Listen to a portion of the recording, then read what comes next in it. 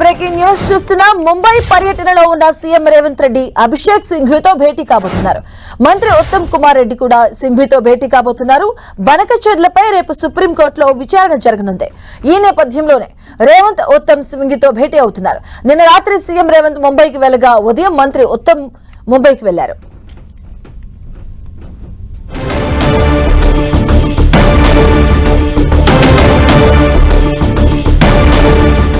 ఇదే అంశానికి సంబంధించిన పూర్తి అప్డేట్స్ మా కరెస్పాండెంట్ కొండల్ అడిగి తెలుసుకుందాం. కొండల్, పోలవరం బనకచెర్లకు సంబంధించి సుప్రీంకోర్టులో రేపు కేసు విచారణకు రాబోతుంది. ఈ నేపథ్యంలో ఈరోజు సుప్రీంకోర్టు న్యాయవాది తెలంగాణ తరఫున వాదిస్తున్న న్యాయవాదిగా ఉన్న అభిషేక్ సింఘ్వీతో ముఖ్యమంత్రి రేవంత్ రెడ్డి భేటీ కాబోతున్నారు. ముఖ్యమంత్రి రేవంత్ రెడ్డితో పాటు ఇరిగేషన్ మంత్రి ఉత్తమ్ కుమార్ రెడ్డి కూడా ఈ భేటీలో ఉన్నారు. వీరు ముంబైలో ఇప్పటికే ముంబైకి చేరుకున్నారు. నిన్న అసెంబ్లీ ముగిసిన తర్వాత, అసెంబ్లీ వాయిదా పడిన తర్వాత నేరుగా ముంబైకి బయలుదేరారు సీఎం. ఈ రోజు ఉదయం ఉత్తమ్ కుమార్ రెడ్డి బయలుదేరారు. మధ్యాహ్నం అభిషేక్ సింఘ్వీతో చర్చించబోతున్నారు. ముఖ్యంగా పోలవరం బనకచెర్లకు సంబంధించి ప్రాజెక్టు నిర్మాణానికి అనుమతులు ఇవ్వద్దు అని చెప్పి సుప్రీంకోర్టుకు ఇప్పటికే తెలంగాణ ప్రభుత్వం పిటిషన్ వేసింది. దీనిపైనే రేపు చర్చకు రానున్న నేపథ్యంలోనే ఈ రేపు తెలంగాణ తరఫున వాదనలు ఎలా వినిపించాలన్న దానిపైన ఈరోజు సింఘ్వీతో వీరిద్దరు చర్చించబోతున్నారు.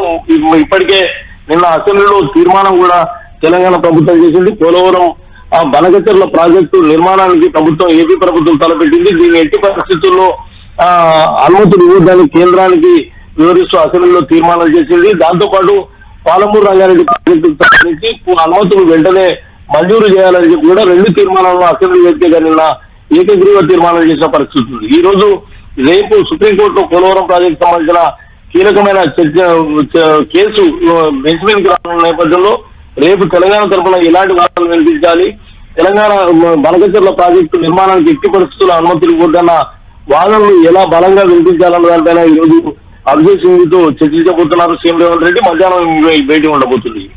కొడాలంటే ఈ అంశం పైన రాష్ట్ర ప్రభుత్వం చాలా ఫోకస్డ్ గా ఉంది. ఈ అంశం పైన స్పెషల్ గా దీనిపైన తీర్మానం కూడా ఇవ్వడం జరిగింది అసెంబ్లీలో. సో ఈ నేపథ్యంలో సీఎం ఎలాంటి సూచనలు, ఎలాంటి ప్రణాళికతో ముందుకెళ్లబోతున్నారు, ప్రత్యేకంగా ఎలాంటి అంశాలను వాదనలో వినిపించబోతున్నారు?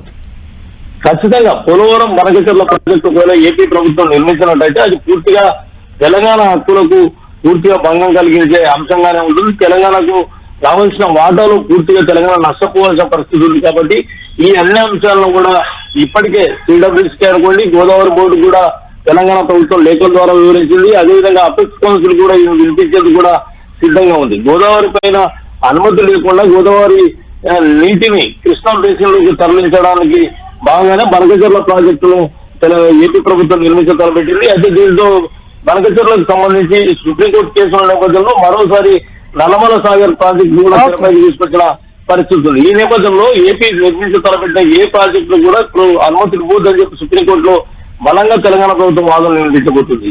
రైట్, థాంక్యూ కొండ.